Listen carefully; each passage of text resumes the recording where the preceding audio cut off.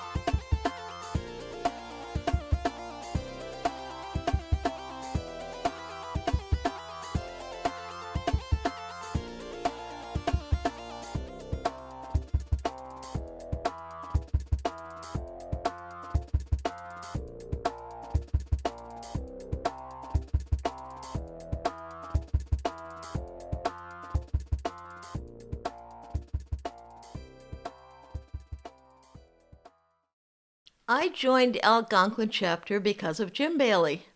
You see, all my life I had been a member of the Hurricane Chapter of the Adirondack Mountain Club. But in 1967, I married Jim Bailey, and then I had to join the Algonquin Chapter.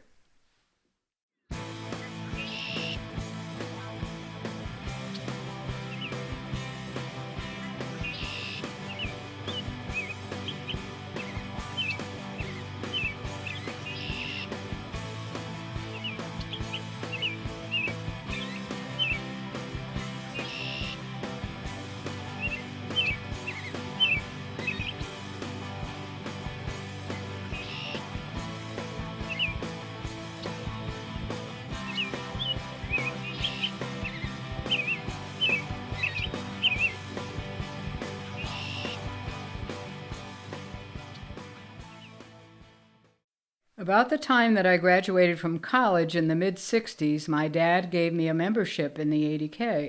At first I was a member at large. A short while later I joined the Algonquin chapter, and I really enjoyed going on outings. One was a climb of Scarface Mountain near Saranac Lake. Our group reached a brook where we discovered that the bridge was out, so we forded the stream, and one gal took off her wet long underwear bottoms after crossing and left them to dry on a nearby branch. Another memorable outing was a climb of Sawtooth for the fall outing. We began with a misty rain and low cloud cover, so we didn't expect any view. However, on the summit, the clouds parted for a very few minutes, and we were treated to one after all.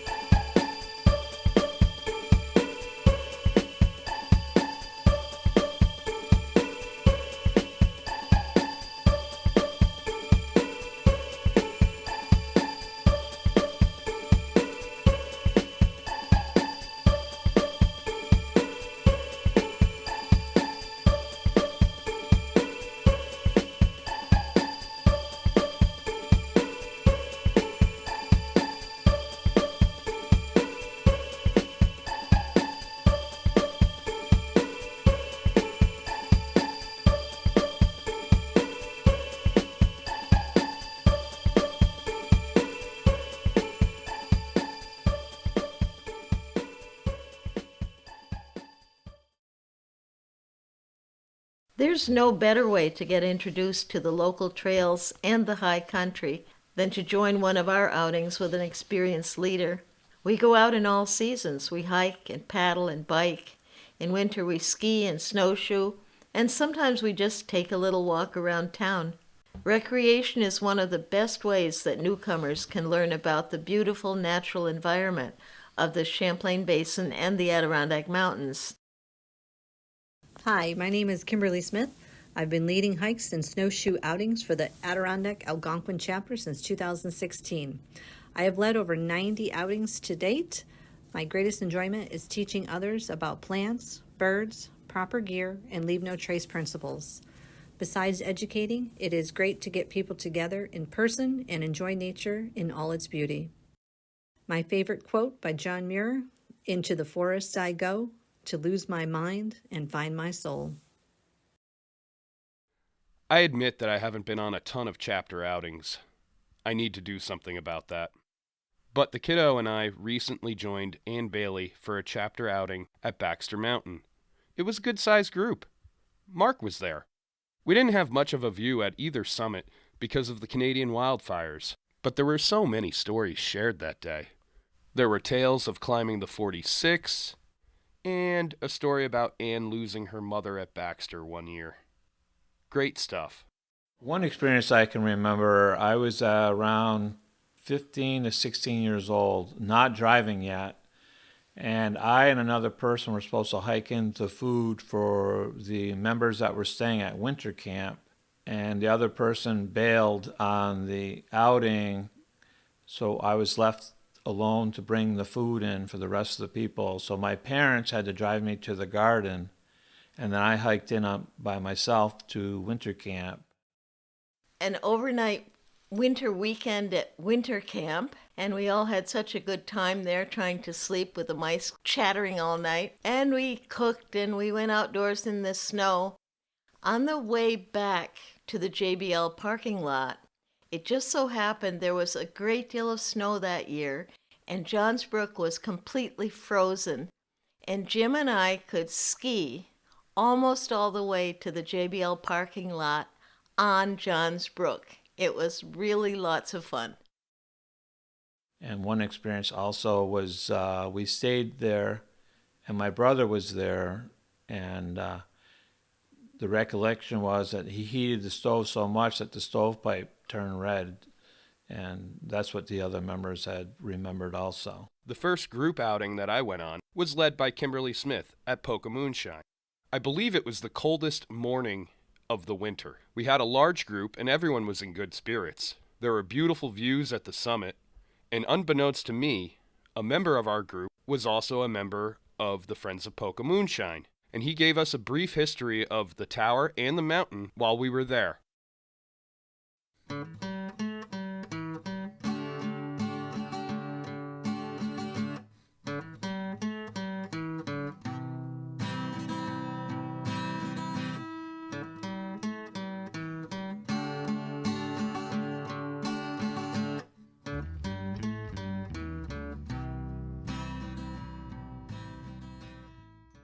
The Algonquin chapter members have also been involved in many service projects. We volunteer very generously of our skills and time.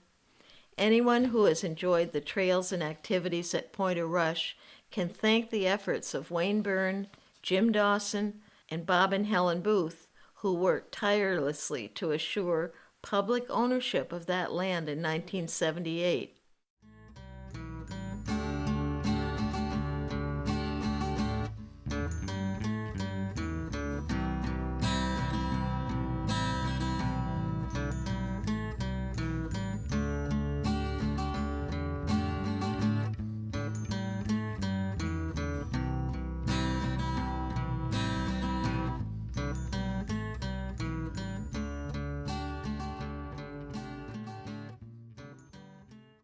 Our members adopt lean-tos. Those are the three-sided wilderness shelters sprinkled all around the Adirondacks that offer refuge for campers.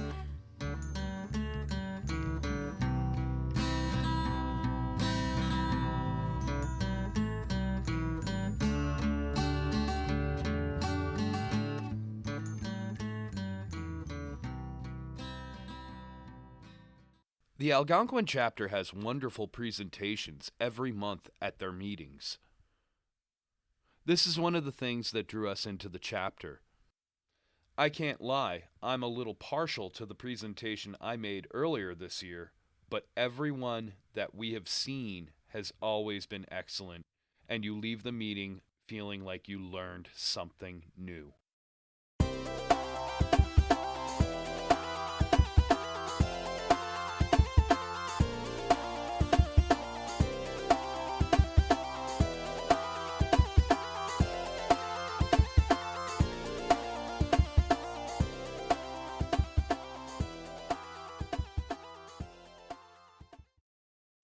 And who doesn't love our potlucks and picnics? One nice thing about ADK is that people love to exercise, and they do that a lot. And when you exercise a lot, you work up an appetite. When we have banquets and potlucks and meetings where we have refreshments, that more people show up if they know there's food in the picture. I love the banquets and the potlucks. Like Lynn said, you work up an appetite if you're out there hiking. And it's another opportunity to meet like-minded people.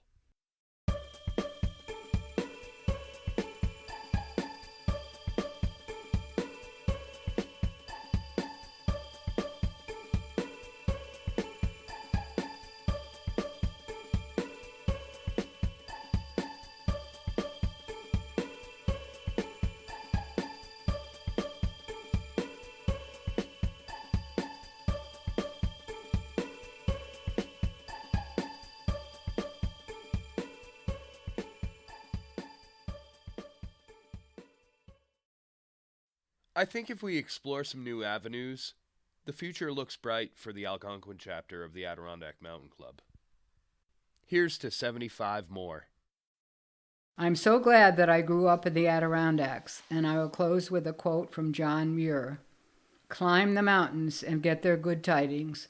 Nature's peace will flow into you as sunshine flows into trees. The winds will blow their own freshness into you, and the storms their energy, while cares will drop off like autumn leaves.